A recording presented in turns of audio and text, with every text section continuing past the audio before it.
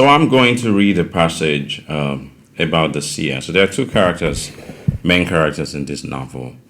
A guy who is called the seer, Igbala Oludamisi, who is witnessing the story in form of the novel in form of a trance vision in 1947, and Kunle, the young lawyer or law student who gets conscripted into the Biafran army.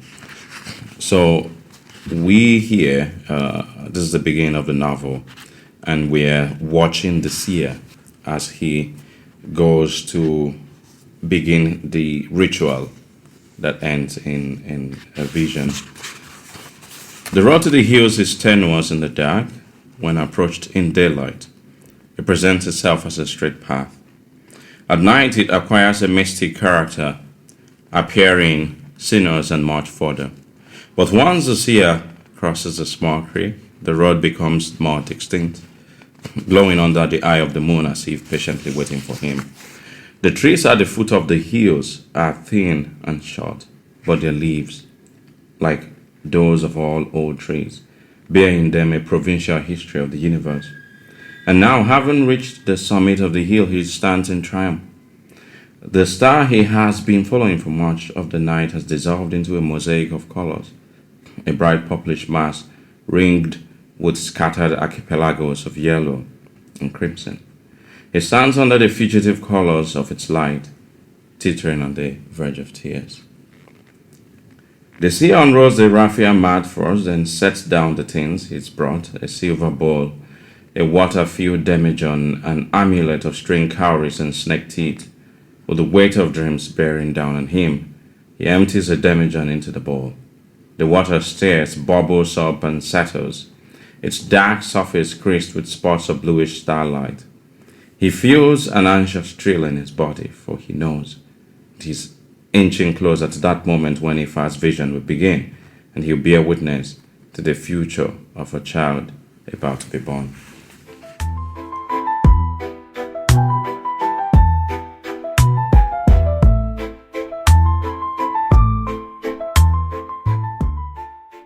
Chigozie Obioma, I'm delighted to see you because the last time I saw you was I don't know how many years ago. Yeah.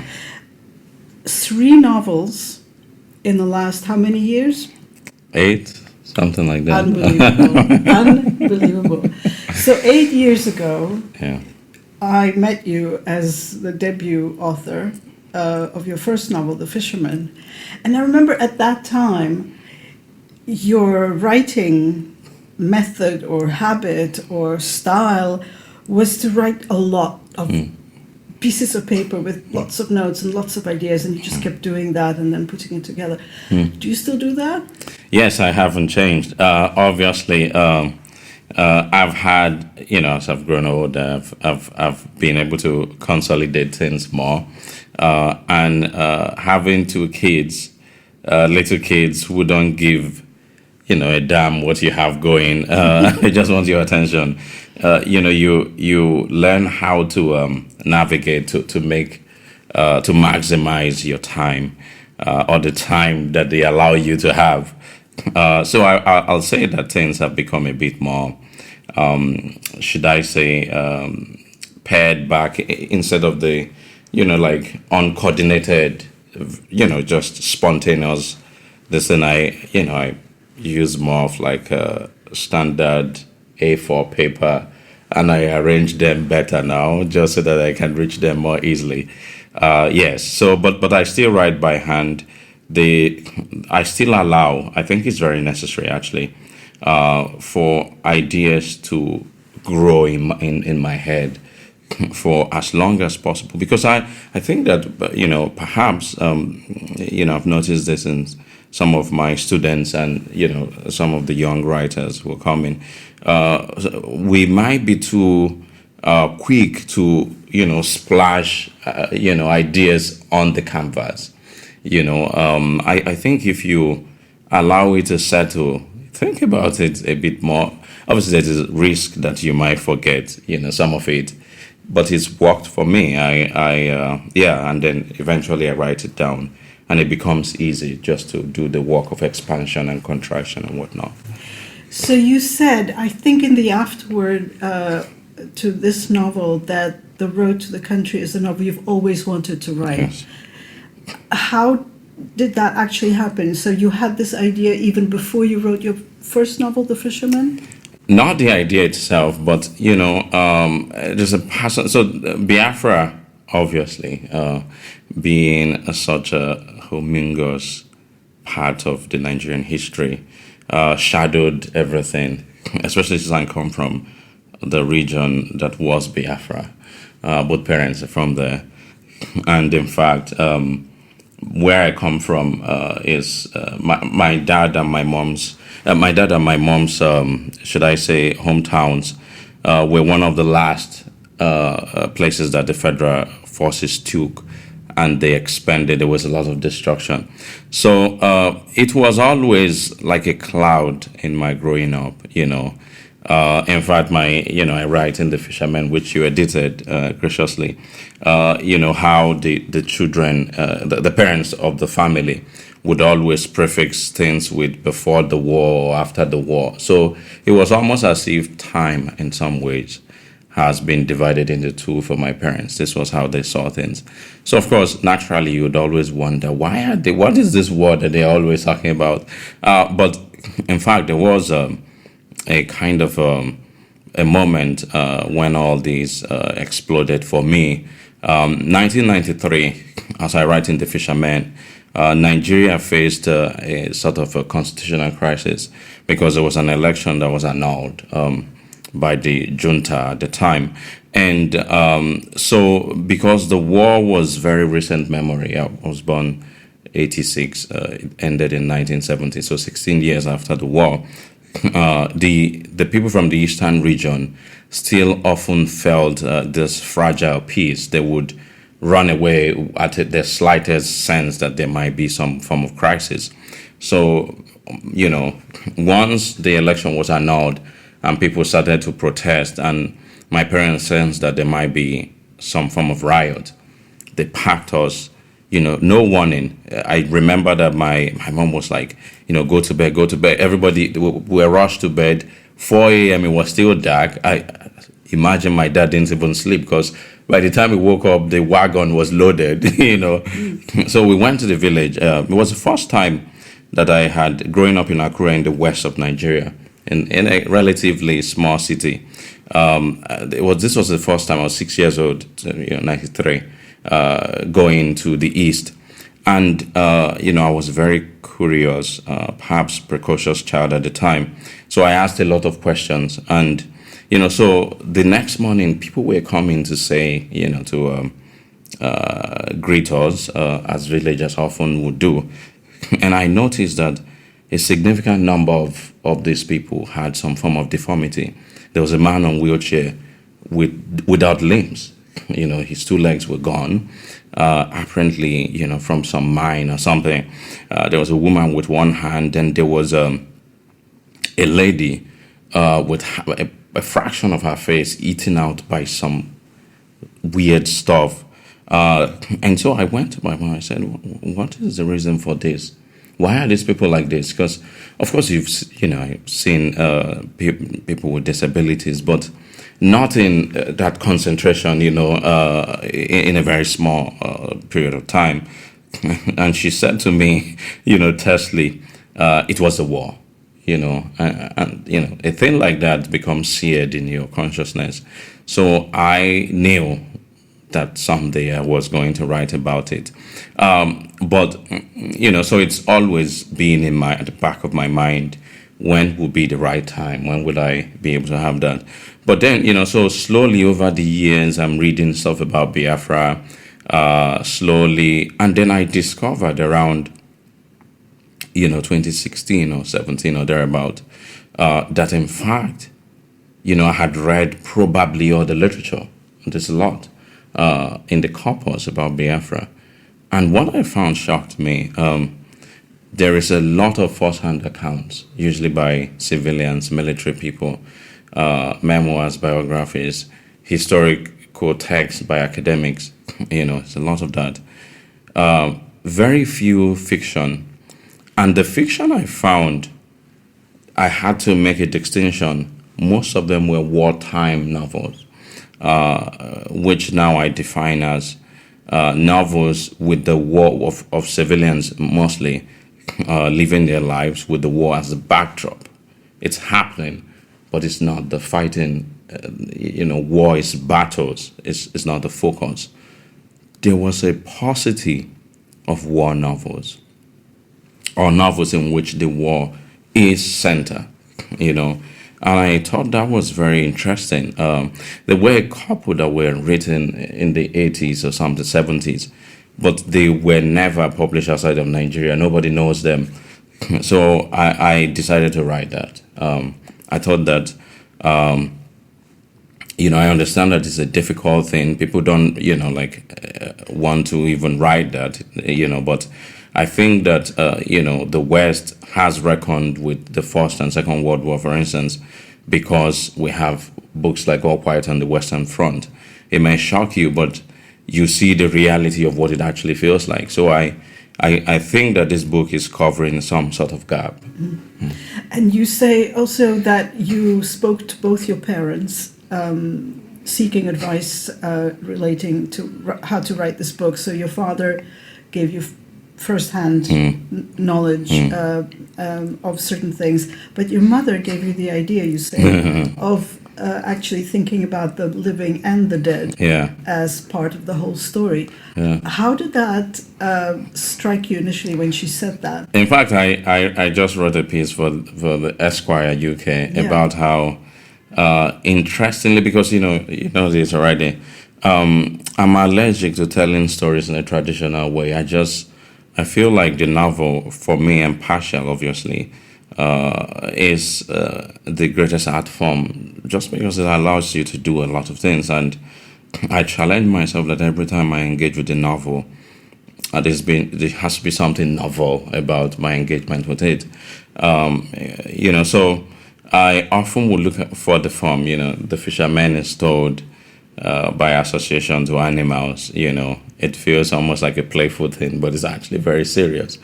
And then an orchestra of minorities through the lens of the chi. So for the longest time, I was looking for that structure. And, again, by serendipity, my mom she was quite young when the war was happening, but it affected her family a lot because she had uncles and even one of her brothers, oldest brothers, fought, but he survived. Some of her, relatives didn't come back. But she said to me reluctantly, "Okay, well, you since you insist on writing this book, the thing about wars is that it's usually the living who tell it. Of course, what do you expect? The dead does not speak, or do not speak. But is it actually complete?" She was posing this question to me, and it's intensely philosophical. If we are to tell the story of a war truthfully and factually and completely, then it has to be told by both the living and the dead. And I knew immediately that was, what I was looking for. That was the key. Yes, that was the key. And, so I conceived of the seer almost immediately, because I had heard, in fact, growing up, I knew about the sort of ritual that used to happen. It's almost phased out now, where people want to visit their dead, through some form of trance state. Not visit the dead. That happens, but people want to be able to define the future of a child, and that is about to be born. Almost like what you have in the story of the Magi in the Bible. So that was the key to unlocking that for me. The character of the seer in this novel fascinates me because I see him in his obsession, really, with understanding the present, the future, the past through this consciousness concept, which encompasses all of it, and the timelessness of it. to me, the seer is the novelist. He is the one who creates this fiction, the narrative, and controls it. Yeah. Is this a device for you? Is this something that helps you tell the story? Yes, it does. As I said, and there was another utility to that, actually. There is, in fact, today is Sunday. Yeah. Okay. Thursday was a strategic, the book was released on Thursday in the UK, which was the 30th of May, and the 57th anniversary of the proclamation of Biafra as a country, which obviously meant the beginning of the war, because the federal government of Nigeria immediately wanted to squash what they saw as a rebellion and a secession at the time. So on that day each year, for the past, I think, a decade or so, there's a group of young men who have been trying to reenact Biafra. They have a ragtag army, and they force a sort of a lockdown. They call it a sit-at-home protest in the region that used to be Biafra. They coerce people. I mean, they have some supporters, but they usually would coerce people into, you're like a. So the thing is that they want Biafra to come back. Many of them have no memory of the war. They are gening for. This rhetoric from some of them is, we're ready. Whether it's another war, we must have Biafra. So whether I support the existence of Nigeria is immaterial, but I want anybody who is making case for anything to understand what they are calling for. So I wanted to write the novel, and you can make the case that these guys are not saying this things out of a vacuum. There is, in fact, Nigeria know that the region has been marginalized. There is a lot of things that have gone wrong over the years, and why people will be disgruntled. So in many ways, I see the possibility of the war happening again. So the question is, can it be prevented? So I have framed the story in such a way that even though it takes place 1967 to 1970, the narrative present is one night. We never leave 1947. In fact, Nigeria is not in existence. And, not to give much away, but after the vision ends, Igbala can't believe what he has witnessed, because the Union Jack, right, is still flying, and so to me, presenting a historical fact that has actually happened, as if it hasn't yet happened, as if it can be prevented, is a fascinating conceit. And it's for a reader, it's incredible, because you are constantly redefining what it is that you're actually reading. Yeah. And it makes you think about your own present, about what's going on today, maybe in other regions. Yes, exactly. One interesting thought that I had was, obviously, as you just explained, you have not personally experienced this war except through your life and your family's life and your country's life. But you had to write a very vivid story of what it was physically like. What did people see, smell, feel, think? And it felt incredibly real. As opposed to, for example, the novel Atonement by Ian McEwan. Yes, I remember. Where he himself said that to write the middle section, the one about the war, he did research in the Imperial War Museum. And to me, it felt, it was very obvious that he had done that. It didn't feel like his story at all. Whereas in your book, even though you haven't been there, and clearly you give credit to all these narratives and eyewitness accounts that you've read, or people you have spoken to, how do you feel about the fact that you weren't there, but as a novelist, you were able to completely enter that world? The imagination, I think, is extremely powerful. I think also because of my goal. My goal is to none of these battles is invented. I would say I can't think of any. Obviously, some of them have been fictionalized in some ways, but they are each battle at least in the two first units that he is the what is that unit now? The Federal First Division. Biafran First Division and the Commando, the Steiner thing. These are battles. So, this.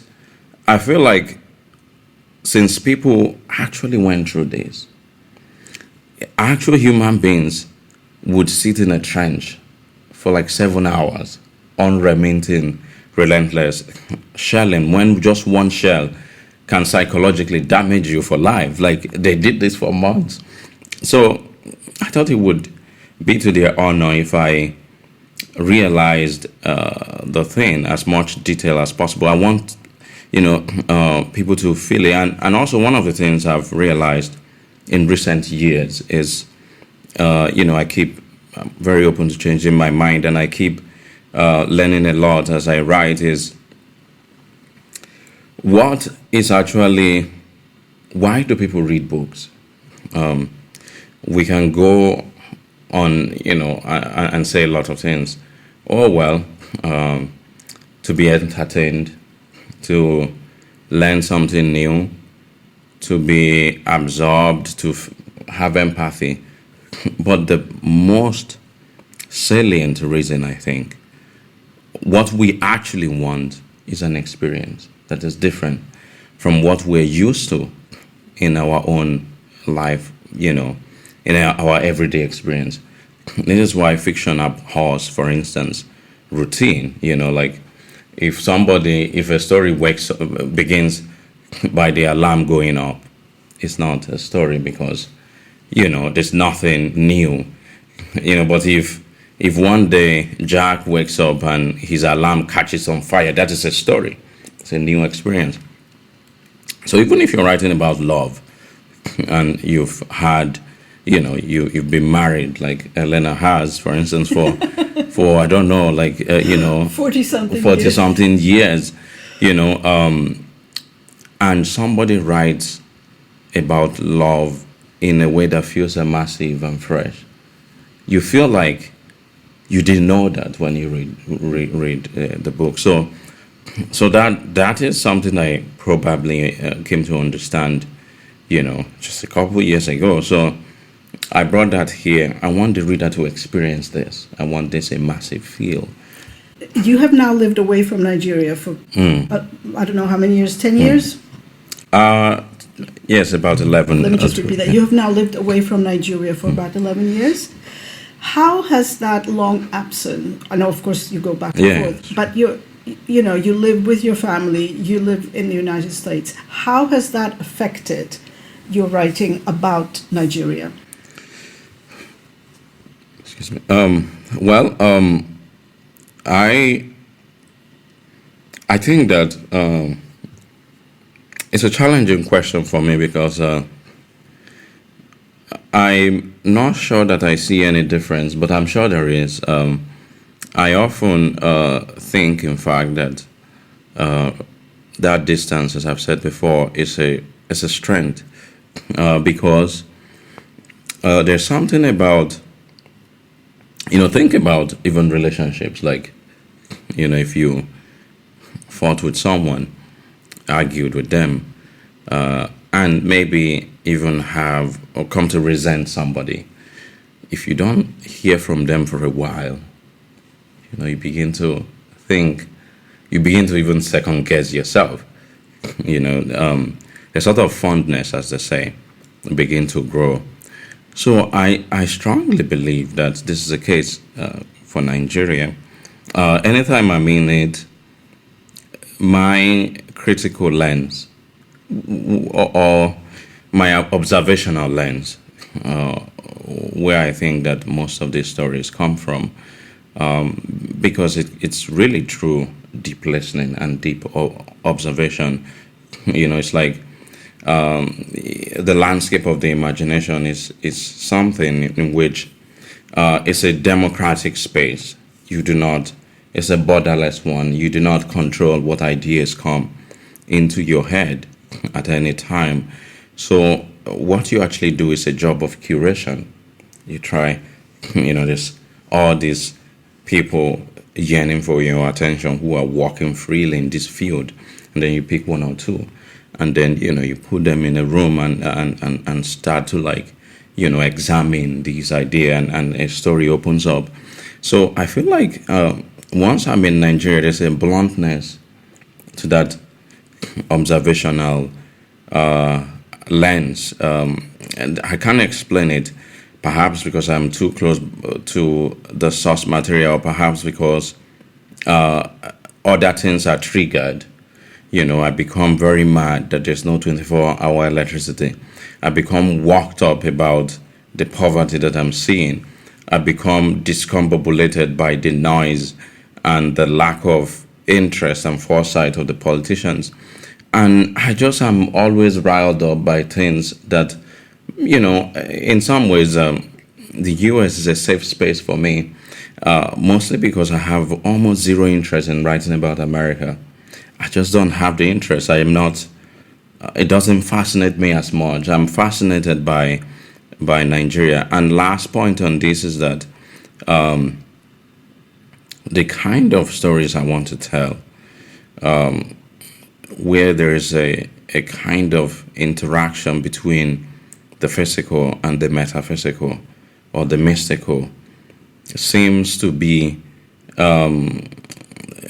naturally consistent with the landscape or the geography or the cultural atmosphere that Nigeria provides.